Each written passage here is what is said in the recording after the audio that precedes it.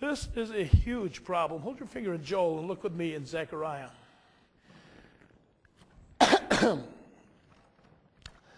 This is how current Joel is. I would rather read Joel than Newsweek and Time. I would rather read Joel than watch CNN or even Fox News.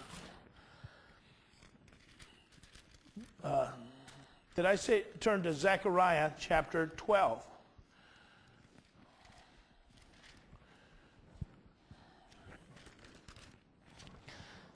Verse 1, the burden of the word of the Lord for Israel, saith the Lord, which stretches forth the heaven and lays the foundation of the earth and forms the spirit of man within him. Behold, I'll make Jerusalem a cup of trembling unto all the people round about, when they shall be in the siege, both against Judah and Jerusalem. Notice it's Judah and Jerusalem. It'll be a cup of trembling. The idea there is if you drink it, you get drunk. You go mad. You drink this cup, you go mad. You get drunk. Well, why would anyone drink it? Well, all of our presidents, all the way back to Eisenhower, have drunk of this cup. They basically said, I'll solve this problem. American diplomacy, American military power, American aid. Carter, we've been paying Egypt $3 billion a year just to appease and satisfy them. That was his way of drinking of the cup. We always drink that cup and we go mad. Perfectly good presidencies go crazy and mad when they drink this cup. Why? Because God has set this cup out as a cup of trembling to all the people round about when they will be in siege, both against Judah and against Jerusalem. In that day will I make Jerusalem a burdensome stone for all people. All that burden themselves with it shall be cut in pieces. Though all the people of the earth, there's the UN, be gathered together against it. Jerusalem shall be a burdensome stone.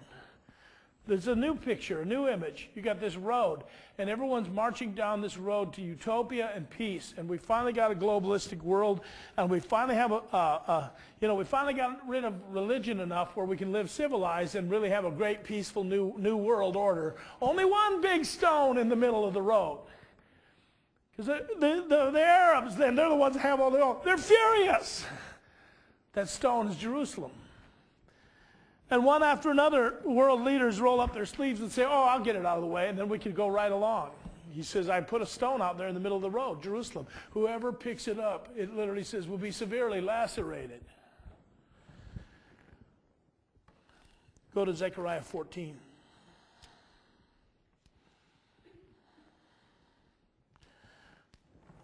See, remember, the battle of Jehoshaphat, they didn't fight. They didn't even get there for the battle.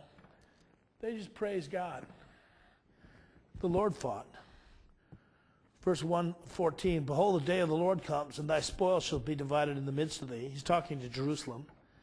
I'll gather all nations against Jerusalem to battle. The city will be taken, the houses rifled, the women ravished. It's a nightmare scene, isn't it? Half the city will go forth into captivity. I found that interesting too, because the way the Europeans are looking at it, half the city belongs to the Palestinians. Half the city is the capital of the new Palestine. And the rest of the people shall not be cut off from the city. When it gets as bad as it can get, see, I remember, and some of you do too, the 6 Day War. And actually the whole world was pro-Israel. Yes! Until the Arabs did the oil embargo. That's when people started turning against Israel. But remember, it was the IDF, the most powerful army on earth. But then the Yom Kippur War, they were almost wiped out. Okay, each one, it gets worse. Lebanon, they go deep in there, but then the world opinion forces them out. I remember Yasser Arafat and his crew. They were cornered like rats. I was praying that they'd obliterate him. But the UN forced him to let him go. He went to Tunis, he reorganized, and now you have the worldwide terrorism. The last battle is as bad as it will get. They will have half the city, and they will be raping, pillaging, plundering. They will be expressing their hatred. But then, verse 3, the Lord will go forth and fight against those nations as when he fought in the day of battle. Go back to Joel. See, it was interesting that I saw Joel 3, well actually it was Joel 4, mentioned in the news, secular news. Someone says, how could it be Joel 4? There's only 3 chapters in Joel. The Jews divide it differently. In the Jews, Joel 3 is our Joel 2:28 to the rest of the chapter, and then Joel 4 is what I'm reading right now. Now, how did I see Joel 4 in the news? Okay, well, this is just a surreal time to be alive. You know the Sanhedrin that condemned Jesus to death? They disappeared in 120 AD. The last they were seen was meeting on the shore of the Sea of Galilee. They disappeared. About 3 years ago, some Jewish sages got together on the shore of the Sea of Galilee and they reconstituted the Sanhedrin. Sanhedrin means 70. They trace themselves back to Moses, the 70 elders.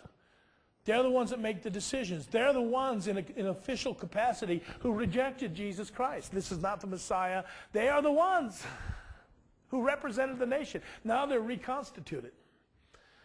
And what they did, okay, the UN has come up with something called the Goldstone Report, which basically accuses Israel of war crimes against Hezbollah and literally makes Hezbollah look out to be the victim.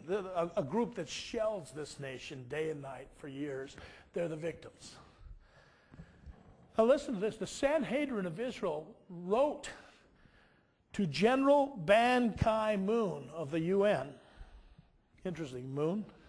Moon will turn to blood. And they warned him that if they keep on considering, and I'm quoting from an article out of Eretz Sheva magazine, of what it calls the hostile, fallacious, and malicious Goldstone document, if they keep on pushing that, they're saying, you will bring upon the world the catastrophic events described in the book of Joel, chapter 4. This is in secular news. This Goldstone report found Israel guilty of committing war crimes during the anti-terror caste-led offensive in Gaza early this year. The Sanhedrin then explained by what authority it issues injunctions to the United Nations. This is surreal, isn't it? The Sanhedrin of Israel goes up to the United Nations and says, the international, I quote, the international court of the Sanhedrin operates by the power of the Bible, the only holy book whose essence was handed over to mankind at Mount Sinai, the Torah and of the prophets, and sent to all the nations of the world and universally held in respect by them. By virtue of this delegated authority passed down from one generation to the next, ever since the time of Moses, our teacher, the master of all prophets, and by virtue of the succession of authority in Jewish tradition, we appeal to you that you might not fail, and thus failing the world, bringing upon a catastrophe. Now, I'd have to say I agree with the Sanhedrin here. The Sanhedrin is the one that rejected Christ. I personally believe the Sanhedrin is the one that's going to say, you know what, we blew it, and we need Jesus now. Remember, Jesus said he won't come back until they call on his name. The letter states that the Goldstone Report is an attack on the state of Israel and thus an attack on the Jewish people in order to try to remove it from the stage of history by an unprecedented shedding of blood, tacitly encouraging Iran and those like it to continue to develop weapons of mass destruction while the rest of the world sits by and looks on. We are convinced that the discontinued discussion of this report, which is lacking all moral basis, will lead the nations of the world and all of mankind to the judgment that will take place in Jerusalem in the valley of Jehoshaphat, as written in the prophets and the Torah of Israel. And then they quote what I'm reading to you tonight.